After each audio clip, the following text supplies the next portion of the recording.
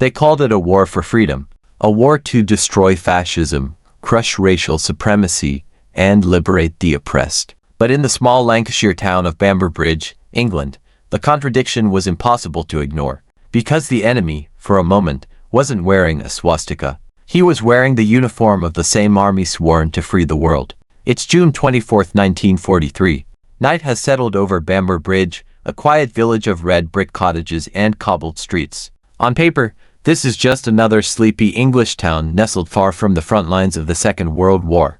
But on this night, it's about to become a battlefield not between Allies and Axis, but between Americans, between black soldiers and white military police, between the promise of liberty and the brutal truth of segregation. The 1511th Quartermaster Truck Regiment was made up entirely of African American troops. They were stationed here to transport supplies, fuel, ammunition, rations. Their job wasn't glamorous, but it was essential. These men were the lifeblood of the logistics chain, ensuring that frontline units had what they needed to fight. But off the trucks, they fought a different war, a daily grind against the poison of American Jim Crow.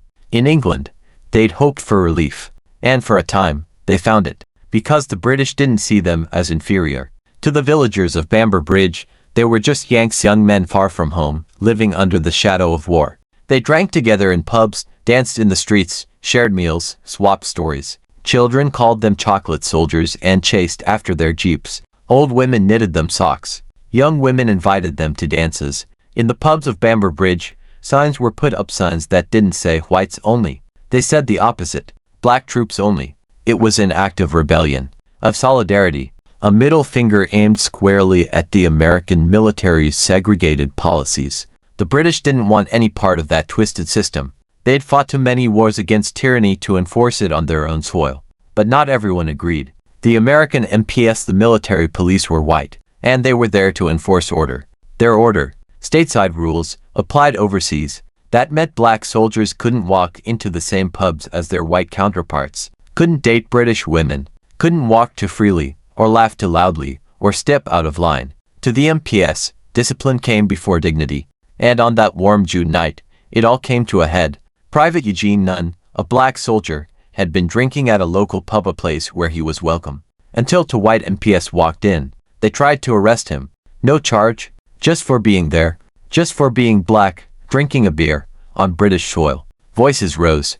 The MPs drew their weapons. The crowd surged in defense. Civilians, soldiers, barmaids, townsfolk, all yelling at the MPs to back down. One voice rose above the rest. "We don't do that here." The MPs left, humiliated. But they weren't done. They returned with reinforcements armed with rifles and a machine gun mounted on a vehicle. They came to make an example. They came to send a message. But they didn't expect what came next. Because word had spread, black soldiers from the regiment began to arm themselves. Not with rage but with resolve. They weren't going to be taken quietly. Not this time. Shots were fired. Chaos erupted. Bullets flew down the darkened streets of Bamber Bridge.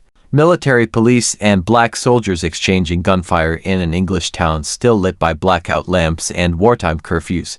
Windows shattered. Civilians ducked for cover. A local war, born not of ideology, but injustice. When it was over, one soldier lay dead, Private William Crossland, shot in the back. Several others wounded. Blood had been spilled, not by the Nazis, not by the Luftwaffe, but by fellow Americans. And just like that, it was all buried. The U.S. military moved fast. Investigations were conducted quietly. Punishments were swift but one-sided. No MPs faced real consequences. Black soldiers were court-martialed, some imprisoned. The official story was sanitized, minimized, locked away. A footnote. A flash of shame too inconvenient for the history books. The cover-up worked for a while, but not forever. Because the people of Bamber Bridge remembered. They told their children. They wrote it down. Local historians dug into the archives. Eyewitness accounts began to surface. Names, faces, memories that refused to fade. And eventually, the truth clawed its way back into the light. This wasn't just a drunken brawl. It wasn't a misunderstanding. It was a rebellion. A small but fierce act of defiance. Against segregation. Against military injustice. Against the hypocrisy of fighting tyranny abroad while enforcing it at home. The incident pulled back the curtain on a brutal contradiction. The United States, champion of freedom, had built a military steeped in racial division. Black men could die for their country. They could drive trucks into artillery fire. They could carry the fuel that kept the tanks moving. But they couldn't drink a pint in a pub without facing a gun. The irony was bitter. And it wasn't lost on the British. They'd fought the First World War beside colonial troops from Africa and India. They'd seen bravery in every shade. And while Britain was no racial utopia, there was a fundamental difference. They hadn't built a legal system of apartheid into their military. When segregation tried to cross the Atlantic, the villagers of Bamber Bridge met it with stubborn resistance. They sided with the black soldiers, not their white commanders. They chose humanity over hierarchy. For decades, that choice went unrecognized. The incident was too explosive, too embarrassing. The U.S. military had other stories to tell, tales of brotherhood, unity, righteous warfare. Bamber Bridge didn't fit the narrative, so it was left in the shadows. But shadows don't erase truth. By the 1990s, local campaigns began calling for recognition.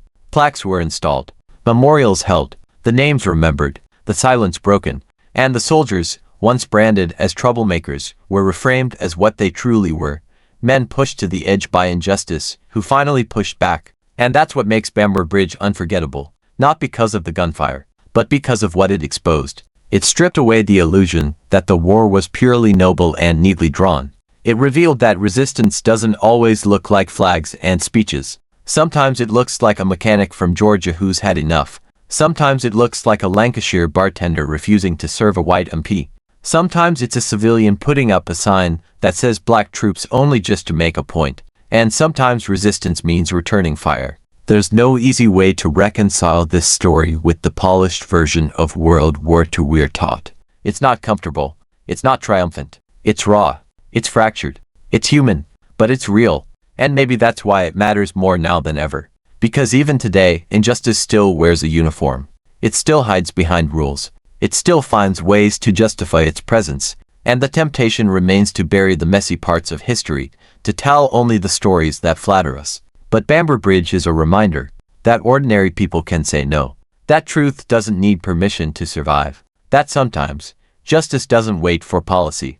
It comes from the ground up, from soldiers who've had enough, and villagers who won't look away. And that freedom, real freedom, isn't just won overseas. It's defended, moment by moment, in places no one expects. Even in a quiet English town, lit by blackout lamps, on a summer night in 1943. In the weeks that followed, Bamber Bridge settled into a strange, uneasy quiet. The broken glass was swept from the streets, the bullet holes patched. But the memory lingered in every corner shop, every pub, every whispered conversation behind closed doors. Because once you hear the crack of American rifles aimed not at Germans but at their own, something inside you shifts. The black soldiers of the 1511th didn't vanish. Most stayed. Some were quietly transferred. A few faced court-martials.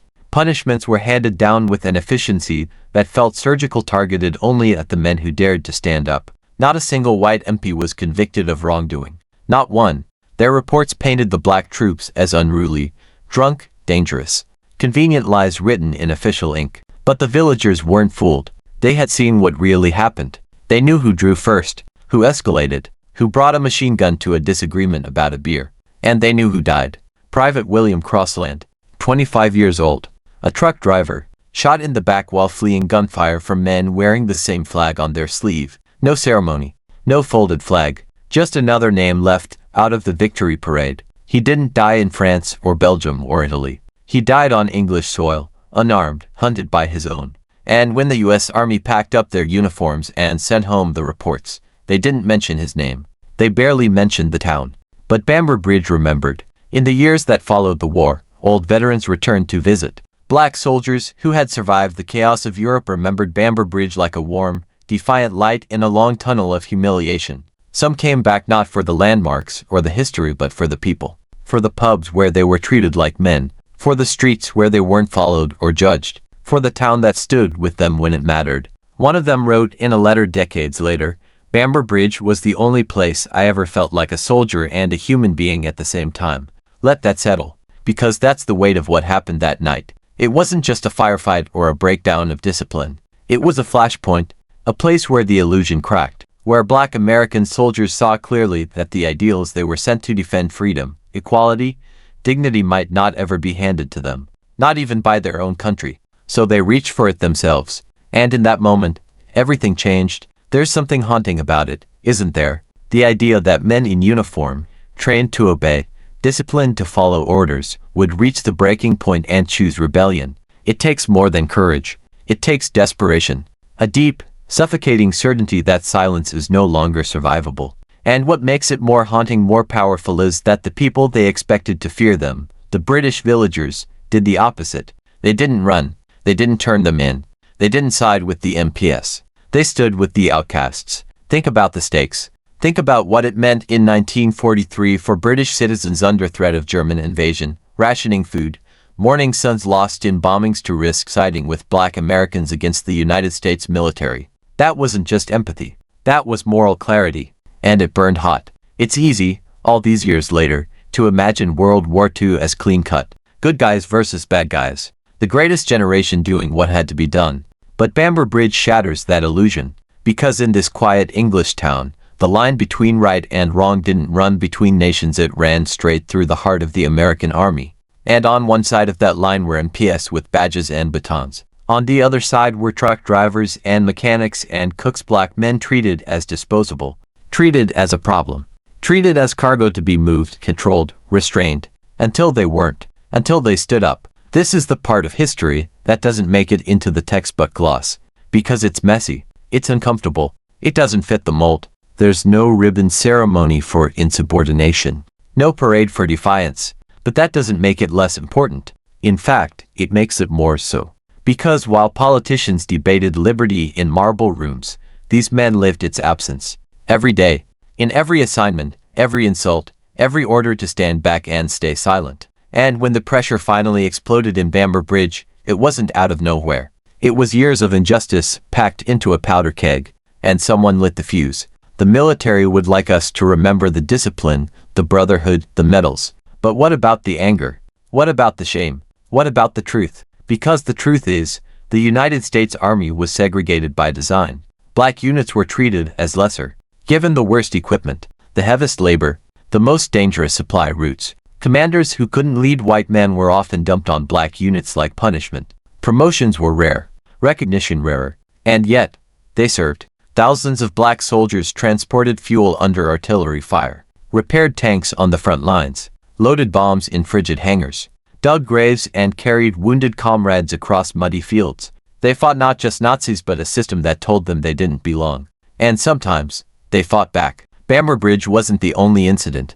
It was one of many. One spark in a wider fire of black resistance within the military during World War II.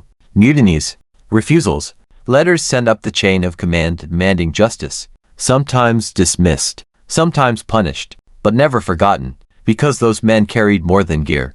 They carried the weight of contradiction, fighting for freedom while denied it. Told to salute the flag, but not to expect its protection. Told they were heroes so long as they stayed in their place. Bamber Bridge was the moment that illusion shattered. And it's no coincidence that it took place overseas, away from the crushing grip of American law, in a place where the locals refused to mirror the rules of Jim Crow. It was in that space, strange and unfamiliar, that these soldiers could finally breathe. And when that breath was threatened, they chose to stand their ground. Today, there's a plaque in Bamber Bridge. It doesn't sanitize the story. It doesn't turn it into a legend. It simply tells the truth. That on one summer night in 1943, a group of American soldiers, black soldiers, stood up against injustice. That a village stood with them. That a man named William Crossland died not at the hands of the enemy, but under the flag he served. And maybe that's the most painful part of all. He didn't fall in battle. He wasn't killed by a sniper. He didn't die on a beach in Normandy. He died running, on a quiet English street, shot by men wearing the same uniform, under orders wrapped in the language of control. And yet he was a soldier. He deserves to be remembered as one. Every so often, a historian finds a piece of this puzzle, a forgotten letter, a military report, a photograph, and the picture becomes a little clearer, not just of what happened but of what it meant. And it meant this, that even in a war against fascism, the fight for justice was far from simple. That courage isn't always found on the front line. Sometimes, it's found in a pub, in a protest, in a refusal to be silenced. Sometimes, it's found in a small town that says, not here, not like this. And sometimes, it's found in a soldier who won't back down. That's the legacy of Bamber Bridge. Not just a skirmish, not just a scandal, The fields outside Bamber Bridge still bloom in the spring. The roads have been repaved. The pubs have new signs and younger faces behind the bar. But every so often, someone brings it up, not with anger, not even with sorrow, but with a quiet pride. A pride that says, we saw what was right, and we didn't look away. That kind of community memory runs deeper than granite and marble, deeper than official histories written by generals and bureaucrats. Because this story didn't survive because of the Pentagon. It survived because a bartender remembered the look in a young soldier's eyes when he was told to leave. It survived because a local boy never forgot the sound of gunfire on a street where no enemy had landed. It survived because a grieving mother in Georgia wanted to know why her son came home in a box with no answers. And it survived because men who were told to shut up didn't. The men of the 1511th didn't just disappear into the footnotes of military history. Many of them went on to serve in Europe, delivering supplies across bomb-cratered roads, dodging German aircraft, unloading crates under sniper fire. Some never came home. Others came back to a country still chained to the same lies. They weren't greeted as heroes. There were no parades for them, no victory medals for what they endured behind the front lines. But they left something behind in Bamber Bridge, something stronger than medals. They left a legacy of defiance. Because what happened in that town wasn't just a fight between soldiers. It was a clash between two visions of America. One vision said, stay in your place, obey, wait your turn. The other said, no. And in that moment, however brief, however bloody, the second vision stood taller. That's what makes Bamber Bridge so rare, so raw, and so powerful. It wasn't a victory in the traditional sense. No ground was gained, no flag planted, but something was exposed, and once exposed, it couldn't be forgotten. You see, the story of World War II has always been told in black and white, good versus evil, freedom versus tyranny. But in Bamber Bridge, the shades of gray refuse to be ignored. And that's why it still matters. Not because it was perfect, not because it ended cleanly, but because it didn't. Because it's a reminder that justice doesn't come wrapped in slogans. It comes in moments, in decisions, in risks taken by ordinary people who refuse to let the powerful write the story alone. So if you walk those streets today, don't look for statues. Look for memory. It's in the voices that won't stay quiet. It's in the questions that won't go unanswered. And it's in the truth that, once spoken, demands to be heard. If you enjoyed this, tap like, subscribe, and share. It tells the algorithm that this content matters, and it helps us keep creating more.